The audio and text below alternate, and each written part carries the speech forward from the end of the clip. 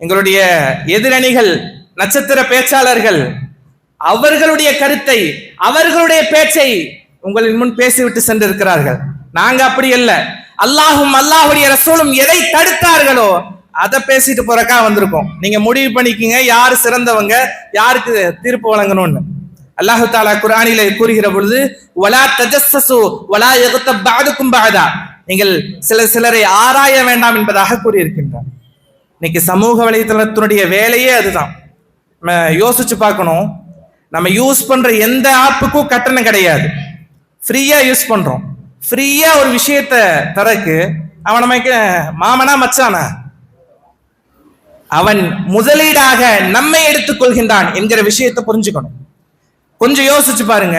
24 மணி நேரமும் ஒருவன் உங்களை உற்று நோக்கி கொண்டே இருப்பது, கண்காணித்துக் கொண்டே இருப்பது, அது எப்படி சௌகரியமாகும்? சங்கட்டமா இருக்காது?